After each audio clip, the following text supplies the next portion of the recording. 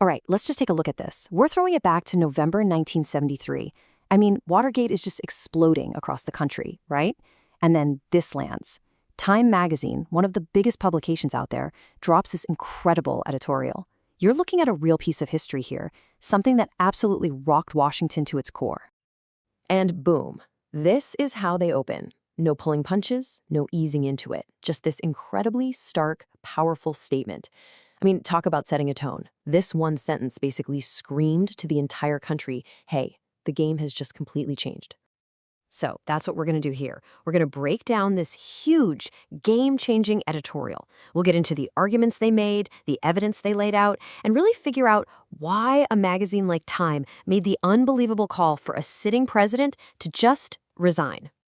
Okay, so here's what's so fascinating about their approach. They don't kick things off with a laundry list of crimes. Nope, they start somewhere much deeper, with something they argue is way more dangerous for the country. And that's a total, absolute crisis of confidence in the president. And this right here, this is the heart of their whole opening argument. For Time's editors, it wasn't just about what Nixon did. It was about what he could no longer do. You see, they believed the entire presidency was basically paralyzed.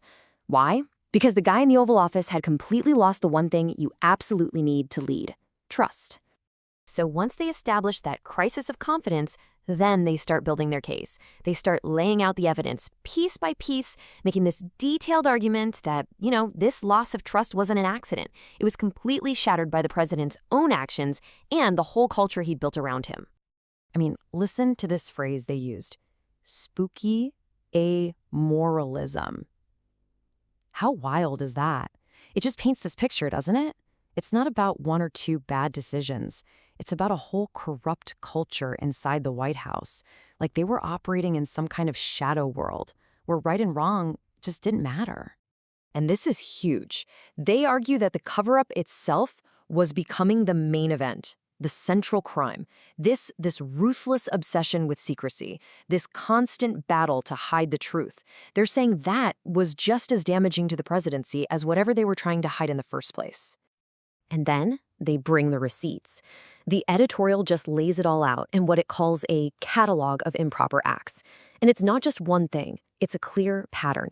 We're talking illegal wiretaps, forgeries, using the CIA and the FBI to help with the cover-up, hiding what he knew about the Ellsberg break-in, and then, the big one, firing the special prosecutor who was investigating him. It was, as they saw it, just an overwhelming mountain of evidence. This quote really nails the shift that was happening. For the longest time, the big question was, did the president know about the break-in from the start?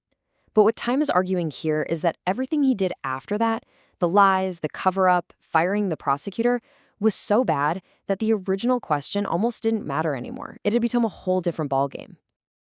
So all of this is building to this dramatic climax.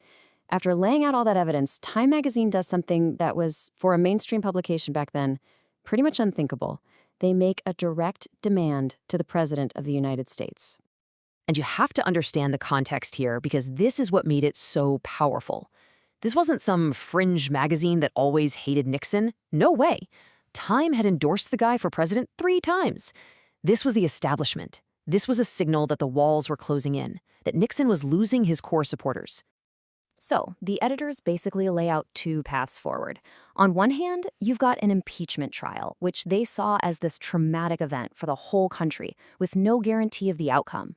But on the other hand, there was resignation, and they framed that as the wise and patriotic choice, a way to just spare the nation all that agony and get a fresh start. And this really gets to the core of their logic. They knew, look, kicking a president out of office is a really big deal. It could set a dangerous precedent. But they basically decided that the damage Nixon was doing to the country, to the Constitution, just by staying in office, well, that was the even bigger danger. All right, so if Nixon resigns, what happens next? Well, the last part of the editorial isn't just about getting rid of him, it's about what comes after. It's about recovery. They actually laid out a vision for how the country could start to heal and move forward. And they bring up a question that a lot of Nixon's supporters were asking at the time. Sure, this stuff is shady, but what about the big picture? What about the life and death responsibilities of being president? Do these scandals really outweigh all that? And the editorial's answer is powerful.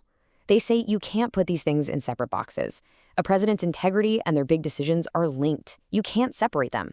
In fact, they argued that a leader's character is the very foundation for all their decisions. And here was the off-ramp they saw. They pointed to Vice President Gerald Ford.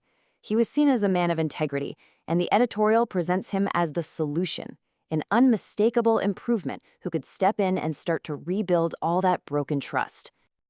And this is how they wrap up their argument. They completely reframe the idea of resignation. They say it wouldn't be a sign of weakness or failure, just the opposite. It would show the world the strength of the American system, that it was healthy enough to find a disease in its own body and cleanse itself. A real testament to the rule of law.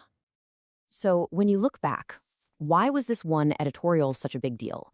Because it was a major turning point. It was this loud, clear signal coming from the very heart of the American establishment, basically saying the system is broken and there's only one way to fix it.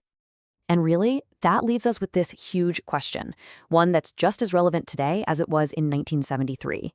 This editorial drew a line in the sand. It said there's a point where a president loses their moral authority and can no longer govern. So the question for all of us is, where exactly is that line? And how do we even know when it's been crossed?